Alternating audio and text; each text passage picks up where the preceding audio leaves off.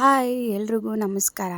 ಬನ್ನಿ ಇವತ್ತು ಹಸಿಮೆಣಸಿನ್ಕಾಯಿ ಚಟ್ನಿ ಅಥವಾ ಹಸಿ ಖಾರನ ಯಾವ ರೀತಿ ಮಾಡೋದಂತ ನೋಡೋಣ. ನಾನಿಲ್ಲಿ ಹಸಿಮೆಣಸಿನ್ಕಾಯಿ, ಬೆಳ್ಳುಳ್ಳಿ ಮತ್ತು ಟೊಮೊಟೊಕಾಯಿ ಮತ್ತು ಈರುಳ್ಳಿನ ಚೆನ್ನಾಗಿ ಕಟ್ ಮಾಡಿ ಇಟ್ಕೊಂಡಿದ್ದೀನಿ. ಅದಾದಮೇಲೆ ಸ್ಟವ್ ಮೇಲೆ ಒಂದು ಪಾತ್ರೆ ಇಟ್ಕೊಂಡು 1-2 ಸ್ಪೂನಷ್ಟು ಎಣ್ಣೆ ಹಾಕ್ಕೊಂಡು ಎಣ್ಣೆ ಬಿಸಿ ಆದಮೇಲೆ ಮೆಣಸಿನ್ಕಾಯಿನ ಹಾಕ್ಕೊಂಡಿದ್ದೀನಿ. ಮೆಣಸಿನ್ಕಾಯಿನ ಹಾಕ್ಕೊಂಡು ಚೆನ್ನಾಗಿ ಫ್ರೈ ಮಾಡ್ಕೊಳ್ಬೇಕು. ನಾನಿಲ್ಲಿ ಒಂದು 20-25 ಮೆಣಸಿನ್ಕಾಯಿನ ತೊಗೊಂಡಿದ್ದೀನಿ. ಇವಾಗ ಇದನ್ನು ಲೋ ಫ್ಲೇಮಲ್ಲಿ ಚೆನ್ನಾಗಿ ಫ್ರೈ ಮಾಡ್ಕೊಳ್ಳೋಣ. ಯಾರೆಲ್ಲ ಫಸ್ಟ್ ಟೈಮ್ ನನ್ನ ಚಾನಲ್ನ ನೋಡ್ತಾ ಇದ್ದಾರೆ ಎಲ್ಲರೂ ನನ್ನ ಚಾನಲ್ನ ಸಬ್ಸ್ಕ್ರೈಬ್ ಮಾಡಿಕೊಂಡು ವಿಡಿಯೋನ ನೋಡಿ ಇವಾಗ ಇದನ್ನು ಚೆನ್ನಾಗಿ ಫ್ರೈ ಮಾಡ್ಕೊಳ್ಳೋಣ. ಈ ಮೆಣಸಿನ್ಕಾಯಿ ಚಟ್ನಿನ ನೀವು ಅನ್ನದ ಜೊತೆ, ರೊಟ್ಟಿ, ಚಪಾತಿ, ದೋಸೆ, ಮುದ್ದೆ ಎಲ್ಲದರಲ್ಲೂ ತಿನ್ಬೋದು. ತುಂಬಾ ಚೆನ್ನಾಗಿರುತ್ತೆ. ನೋಡಿ ಇವಾಗ ಇದನ್ನು ಚೆನ್ನಾಗಿ ಫ್ರೈ ಮಾಡ್ಕೊಂಡಿದ್ದೀನಿ. ಇವಾಗ ಇದಕ್ಕೆ ಬೆಳ್ಳುಳ್ಳಿನ ಹಾಕ್ಕೊಳ್ಳೋಣ. ನಾನಿಲ್ಲಿ ಒಂದು 7-8 ಬೆಳ್ಳುಳ್ಳಿನ ತೊಗೊಂಡಿದ್ದೀನಿ. ಮೆಣಸಿನ್ಕಾಯಿ ಜೊತೆ ಬೆಳ್ಳುಳ್ಳಿನೂ ಚೆನ್ನಾಗಿ ಫ್ರೈ ಮಾಡ್ಕೊಳ್ಳಿ. ನೋಡಿ ಇವಾಗ ಚೆನ್ನಾಗಿ ಫ್ರೈ ಆಗಿದೆ. ನಾನು ಒಂದು ಈರುಳ್ಳಿನ ಕಟ್ ಮಾಡಿ ಇಟ್ಕೊಂಡಿದ್ದೀನಿ. ಇವಾಗ ಈರುಳ್ಳಿನ ಹಾಕ್ಕೊಳ್ಳೋಣ. ಈರುಳ್ಳಿನೂ ಕೂಡ ಚೆನ್ನಾಗಿ ಫ್ರೈ ಆಗಬೇಕು. ಚೆನ್ನಾಗಿ ಮಿಕ್ಸ್ ಮಾಡಿಕೊಂಡು ಫ್ರೈ ಮಾಡ್ಕೊಳ್ಳಿ. ನೋಡಿ ಇವಾಗ ಚೆನ್ನಾಗಿ ಫ್ರೈ ಮಾಡ್ಕೊಳ್ಳೋಣ.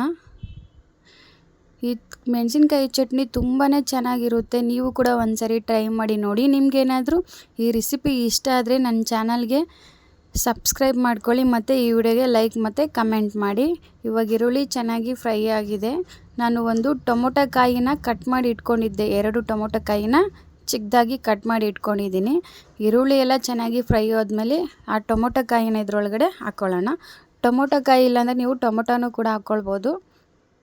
ಇದನ್ನು ಚೆನ್ನಾಗಿ ಫ್ರೈ ಮಾಡ್ಕೊಳ್ಳಿ. ಮತ್ತು 1-2 ನಿಮಿಷ ಚೆನ್ನಾಗಿ ಎಲ್ಲನೂ ಸಾಫ್ಟ್ ಆಗಬೇಕು, ಅಲ್ಲಿವರೆಗೂ ಚೆನ್ನಾಗಿ ಫ್ರೈ ಮಾಡ್ಕೊಳ್ಳಿ.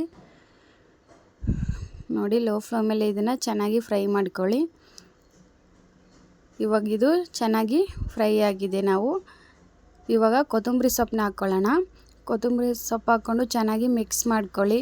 ಅದಾದಮೇಲೆ ನಾನು ಇವಾಗ ಜೀರಿಗೆನ ಹಾಕ್ಕೊಳ್ತಾ ಇದ್ದೀನಿ. ಜೀರಿಗೆ ಹಾಕ್ಕೊಳ್ಳೋದ್ರಿಂದ ಮೆಣಸಿನ್ಕಾಯಿ ತಿಂದರೆ ಗ್ಯಾಸ್ಟ್ರಿಕ್ ಬರುತ್ತಲ್ವ, ಜೀರಿಗೆ ಹಾಕ್ಕೊಂಡ್ರೆ ಗ್ಯಾಸ್ಟ್ರಿಕ್ ಬರೋಲ್ಲ, ಅದಕ್ಕೆ ಜೀರಿಗೆ ಹಾಕ್ಕೊಳ್ಬೇಕು. ಅದಾದಮೇಲೆ ಹುಣಸೆ ಹಣ್ಣು ಹಾಕ್ಕೊಳ್ಳಿ. ಒಂದು ಸ್ವಲ್ಪ ಹುಣಸೆ ಹಣ್ಣು ಹಾಕ್ಕೊಂಡು ಆಮೇಲೆ 1-2 ಸ್ಪೂನಷ್ಟು ಬೆಲ್ಲನ ಹಾಕ್ಕೊಳ್ಳಿ. ಬೆಲ್ಲ ಮತ್ತು ಹುಣಸೆ ಹಣ್ಣು ಹಾಕೋದ್ರಿಂದ ಖಾರ ಕಮ್ಮಿ ಆಗುತ್ತೆ. ಇವಾಗ ಇದನ್ನು ಚೆನ್ನಾಗಿ ಮಿಕ್ಸ್ ಮಾಡ್ಕೊಳ್ಳಿ. ಇವಾಗ ರುಚಿಗೆ ತಕ್ಕಷ್ಟು ಉಪ್ಪು ಹಾಕ್ಕೊಳ್ಳಿ. ನೀವು ಎಷ್ಟು ಮಾಡ್ತಾಯಿದ್ದೀರ ಅಂತ ನೋಡಿಕೊಂಡು ಅದಕ್ಕೆ ಎಷ್ಟು ಬೇಕೋ ಅಷ್ಟು ಉಪ್ಪು ಹಾಕ್ಕೊಳ್ಳಿ. ಇವಾಗ ಇದನ್ನೆಲ್ಲ ತಣ್ಣಗಾಗಕ್ಕೆ ಬಿಡಬೇಕು. ಮತ್ತು ಶೇಂಗಾ ಬೀಜನ ಹಾಕ್ಕೊಳ್ಳಿ 1-2-3 ಸ್ಪೂನಷ್ಟು. ಇವಾಗ ಇದನ್ನು ತಣ್ಣಗಾಗಕ್ಕೆ ಬಿಟ್ಟು ಮಿಕ್ಸರ್ ಜಾರ್ಗೆ ಹಾಕ್ಕೊಂಡು ಗ್ರೈಂಡ್ ಮಾಡ್ಕೊಳ್ಳೋಣ. ನೋಡಿ ಇವಾಗ ಎಲ್ಲನೂ ಜಾರ್ಗೆ ಹಾಕ್ಕೊಂಡಿದ್ದೀನಿ. ಇವಾಗ ಸಾಫ್ಟಾಗಿ ಗ್ರೈಂಡ್ ಮಾಡ್ಕೊಂಡು ಬರೋಣ. ಇವಾಗ ನೋಡಿ ನಾನು ಇದನ್ನು ಗ್ರೈಂಡ್ ಮಾಡ್ಕೊಂಡು ಬಂದಿದ್ದೀನಿ. ಈ ಥರ ಸಾಫ್ಟಾಗಿ ಗ್ರೈಂಡ್ ಮಾಡ್ಕೊಂಡು ಬರಬೇಕು. ತುಂಬಾ ಚೆನ್ನಾಗಿರುತ್ತೆ ಈ ಥರ ಮಾಡ್ಕೊಂಡು ತಿನ್ನಿ. ನೋಡಿ ಎಷ್ಟು ಚೆನ್ನಾಗಿ ಬಂದಿದೆ. ನೋಡಿ ತುಂಬ ಸಿಂಪಲ್ಲಾಗಿ 5 ನಿಮಿಷದಲ್ಲೇ ನೀವು ಇದನ್ನು ಮಾಡ್ಕೊಳ್ಬೋದು. ಬಿಸಿ ಅನ್ನ, ತುಪ್ಪ ಜೊತೆ ತಿಂದರೆ ತುಂಬಾ ಚೆನ್ನಾಗಿರುತ್ತೆ. ಈ ವಿಡಿಯೋ ಏನಾದರೂ ನಿಮ್ಗೆ ಇಷ್ಟ ಆಗಿದ್ರೆ ಒಂದು ಲೈಕ್ ಮಾಡಿ, ಒಂದು ಕಮೆಂಟ್ ಮಾಡಿ.